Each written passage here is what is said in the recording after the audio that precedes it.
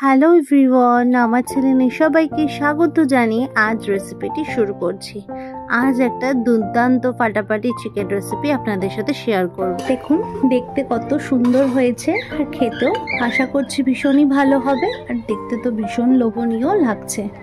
বন্ধুরা, এইভাবে একদিন চিকেন রান্না করে দেখবেন, আপনাদের ভীষণ ভালো লাগবে। আমি একটা স্পেশাল মশলা দিয়ে আজকে চিকেন রেসিপিটি আপনাদের শেয়ার করেছি। আমি এই রেসিপিটির নাম দিয়েছি স্পেশাল চিকেন রেসিপি। তো বন্ধুরা, রেসিপিটি যদি ভালো লাগে অবশ্যই কমেন্ট করে জানাবেন, লাইক করবেন, শেয়ার করবেন, আর চ্যানেলটিকে সাবস্ক্রাইব করে আমার পাশে থাকবেন। আর অনুরোধ রইল, এই রেসিপিটি একবার বাড়িতে ট্রাই করে দেখবেন, আশা করছি আপনাদের ভীষণ ভালো লাগবে। চিকেন রেসিপিটি করার জন্য আমি একটা স্পেশাল মশলা ব্যবহার করেছি, সেটাই তোমাদের সাথে শেয়ার করব। এখানে আমি 1 চামচ মতো জিরে নিয়ে নিলাম,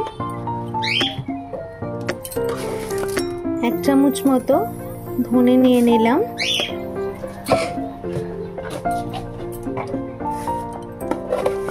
1 চামচ মতো মৌরি নিয়ে নিলাম, আর নিয়ে নিলাম 2টো দারচিনি, 3টে লবঙ্গ, 4টে এলাচ, আর একটা শুকনো লঙ্কা। তো এগুলো আমি শুকনো কড়ায় ভেজে নেব, ভেজে নিয়ে শুকনো পেস্ট করে নেব।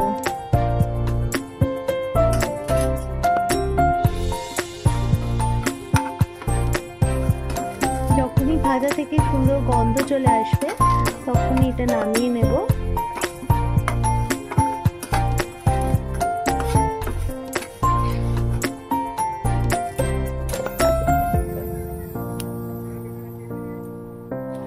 আমার এটা ভাজা হয়ে গেছে, এবার আমি এটাকে নামিয়ে নেব।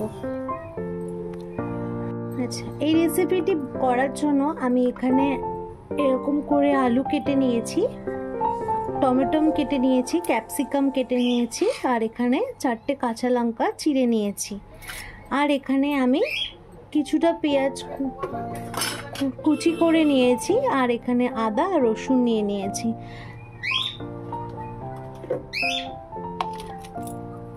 এবার আমি একটা কড়া বসিয়ে দিয়েছি, কড়ায় আমি সর্ষের তেল দিয়ে দেব। তেলটা কিছুক্ষণ গরম হতে দেব। প্রথমে তেলে আমি আলুগুলো ভেজে নেব। আলুগুলো কেটে রেখেছিলাম সেগুলো দিয়ে দিলাম।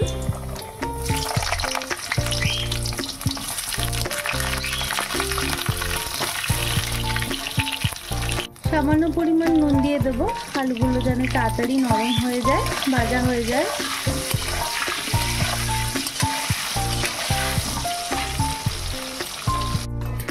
আলুগুলো পুরো ভাজা হয়ে গেছে, এবার আলুগুলো তুলে নেব।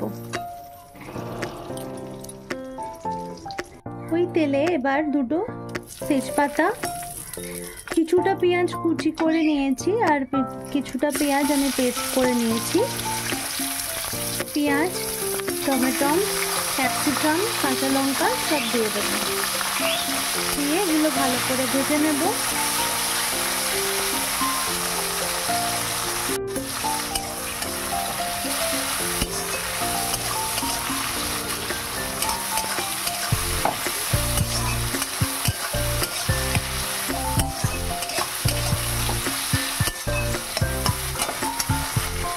এর মধ্যে মাংসগুলো আমি দিয়ে দেবো, মাংসগুলো একটু ভেজে নেব।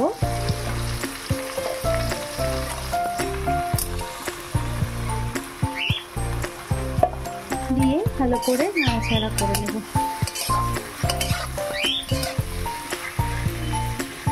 এর মধ্যে এবার আমি স্বাদ মতো নুন দেব, আর দেব 1 চামচ মতো কাশ্মীরি লঙ্কার গুঁড়ো, 1 চামচ কাশ্মীরি লঙ্কার গুঁড়ো। বন্ধুরা, এই রান্নায় আমি হলুদ ব্যবহার করব না, তাই আমি এখানে হলুদটা দিয়ে দিই। দিয়ে ভালো করে নাড়াচাড়া করে নেব।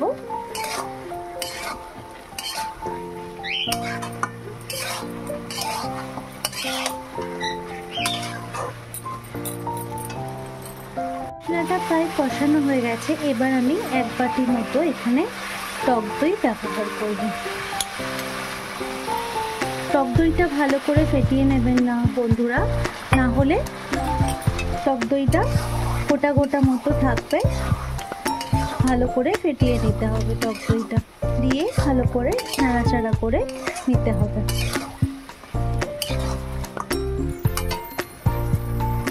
বন্ধুরা মশলা দেখে ভালোই তেল ছেড়ে গেছে, আপনারা দেখতেই পাচ্ছেন। এবার আমি ভেজে রাখা আলুগুলো এর মধ্যে দিয়ে দেবো।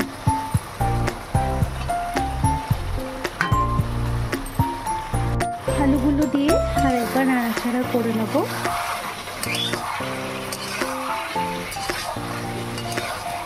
আলুটা আপনারা ব্যবহার করতেও পারেন, আবার নাও করতে পারেন। আমি এখানে ব্যবহার করেছি, এটা আপনাদের পছন্দ মতো আপনারা ব্যবহার করবেন।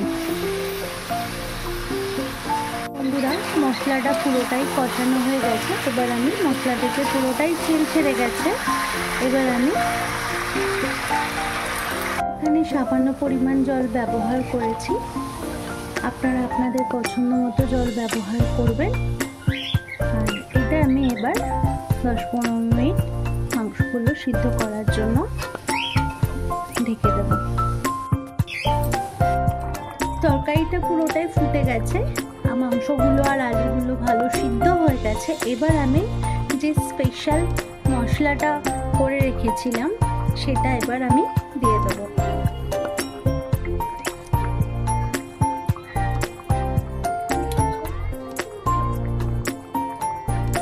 1.5 চামচ মতো দিয়ে এটা আমি এবার কিছুক্ষণ ঢাকা দিয়ে রেখে দেব।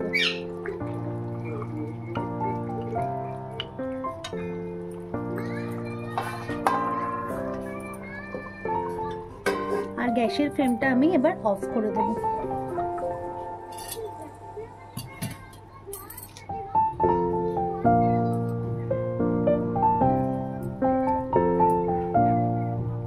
বন্ধুরা এইভাবে একদিন চিকেন রান্না করে দেখবেন, আপনাদের ভীষণ ভালো লাগবে। আমি একটা স্পেশাল মশলা দিয়ে আজকে চিকেন রেসিপিটি আপনাদের শেয়ার করেছি। আমি এই রেসিপিটির নাম দিয়েছি স্পেশাল চিকেন রেসিপি।